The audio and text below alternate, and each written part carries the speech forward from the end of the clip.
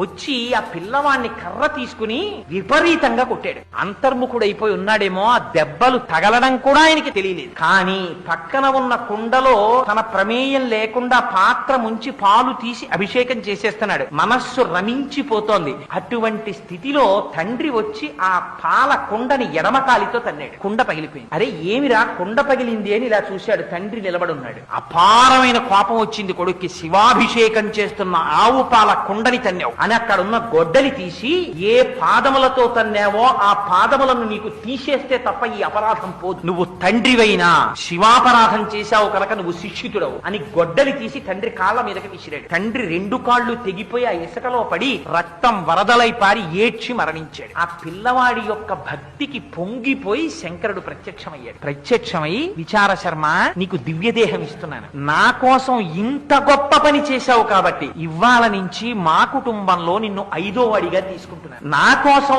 ఆవు పాలతో ఇంత తాదాత్మ్యంతో అభిషేకం చేశావు కనుక ఇవాళ నుంచి నా కొడుకులకి కూడా లేని అధికారం నీకిస్తున్నాను. నేను భోజనం చేసిన తరువాత మిగిలిన పదార్థాలు నా కొడుకులు కూడా ముట్టుకోవడానికి వీల్లేదు. నువ్వు తినాలి. నీకు చూపించి నువ్వు తినేసిన తర్వాత నువ్వు తీసుకెళ్ళమని అనుగ్రహిస్తేనే వాళ్ళు తీసుకోవాలి. అందుకని నీకు వరం ఇస్తున్నానన్నాడు. ఇవాల్టికి మనం శివాలయంలో ఏమిటో తెలుసా అండి, తెలియక శివ నిర్మాల్యం అని వదిలేస్తారు. చండుడికి చూపించి తెచ్చుకోవాలి. అక్కడికి వెళ్ళి ఓ ఇలా కొడుతుంటారు ఆయనకి చెవుడని. ఆయనకి చెవుడు కాదు, ఆయన ఎప్పుడు ధ్యానం చేస్తూ ఉంటాడు. చిటికెల చండీశ్వరుడు అని పేరు ఆయనకి. ఆయన ఎప్పుడు భావ సమాధిలో ఉంటాడు. అందుకని మీరు వెళ్ళి ఇలా చిటికెయ్యాలి. వేస్తే ఆయన మహాగ్రహంతో కళ్ళు విప్పుతాడు. ఎందుకు చిటికేశావురా అని. అప్పుడు మీరు శివుడి యొక్క నిర్మాల్యం చూపించాలి. వెంటనే స్వామికి సమర్పించానండి, ప్రసాదం ఇచ్చారు, మీరు అనుగ్రహిస్తే పట్టుకెడతాను. ఆయన అదే పనిగా శివుడి దగ్గర వదిలేసినవన్నీ ఆయన తినడం. ఆయన తీసుకెళ్లరా అంటారు. ఆ చండీశ్వరుడు అనుగ్రహిస్తేనే ఫలితం వస్తుంది.